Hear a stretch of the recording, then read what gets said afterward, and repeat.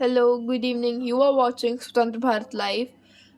हमने कल की क्लास में यानी कि हमने जो प्रीवियस क्लास थी हमारी उसमें हमने chapter 7 life in desert cover किया था, जिसमें से हमने सिर्फ Sahara desert, the hottest desert पूरा कवर किया था। आई होप आपको उसमें कोई डाउट नहीं है।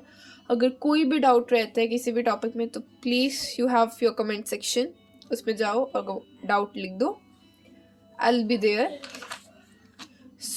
मैंने आपको क्वेश्चंस भी दिए थे। क्लाइमेट पे फर्स्ट क्वेश्चन क्लाइमेट है। सेकंड क्वेश्चन जो आपको वहाँ से पुटअप होता है वो है फ्लोरा एंड फौना।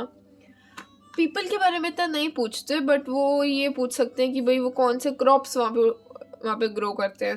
आपका जो ये वाला है इस पैराग्राफ में से क्वेश्चन आ सकते हैं। I will double tick it up.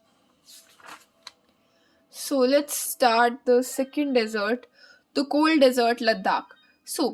Ladakh है कोल्ड डेजर्ट है जो लाया करता है ग्रेटर हिमालयाज की eastern side of Jammu and Kashmir.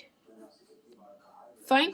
Ladakh is made up of two words, la meaning mountain, pass and dakh meaning country. Fine. The Karakoram Range in the north and the Zankar Mountains in south enclose it.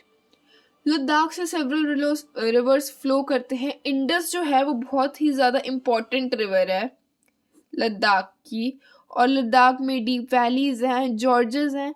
George's यानी कि जो steep वो होती है ना, steep valleys, that are called George's.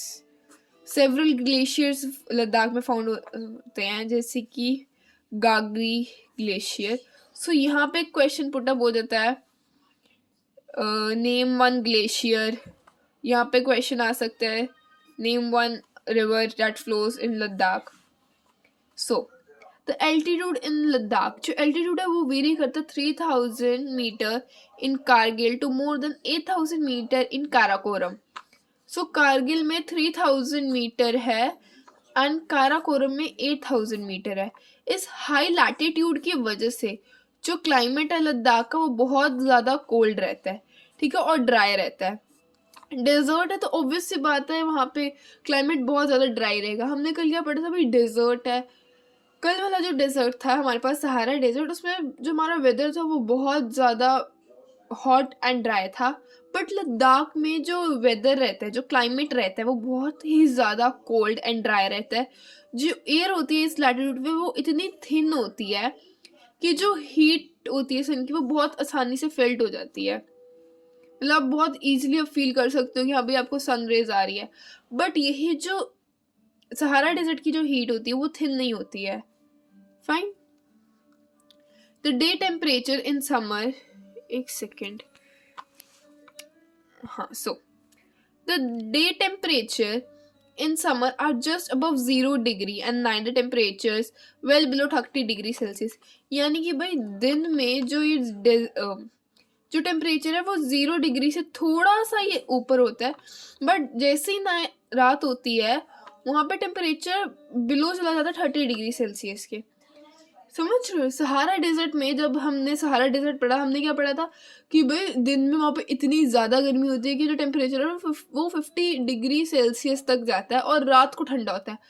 But Ladakh में भाई वो तो सुबह भी 0 डिग्री से थोड़ा सा ऊपर रहता है और रात होते ही माइनस में टेम्परेचर चला जाता है कि जो फ्रीजिंग कोल्ड होती, it is freezing cold in winters when temperature में remain below 40 degree Celsius for most of the time.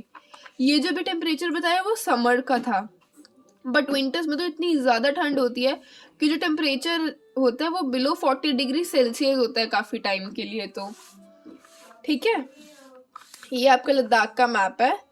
यहाँ पे हमारे पास ये लद्दाख है, ये लेह है, ठीक है, यहाँ पे ये कारगिल है, ये शियोक है, यहाँ पे जम्मू कश्मीर, ठीक है। अब पढ़ते हैं फ्लोरा एंड फौना। उससे पहले भी हमारा थोड़ा सा रहता है लद्दाख वाला। In rain shadow of the Himalayas there is little rainfall. अब हिमालयाज में जो रेनफॉल है वो बहुत ज़्यादा कम होती है, वो 30 सेंटीमीटर से भी कम होती है हर साल। The area experiences freezing winds and burning hot sunlight. जो ये एरिया है वो फ्रीजिंग विंड और बर्निंग हॉट सनलाइट, यानी कि ये जहाँ पे जो हवा चलती है वो बहुत ज़्यादा ठंडी होती है और जो सनलाइट होती है वो बहुत ज़्यादा गर्म होती है। You will be surprised to know that if you sit in the sun with your feet in the shade, you may suffer from both sunstroke and forest bite at the same time.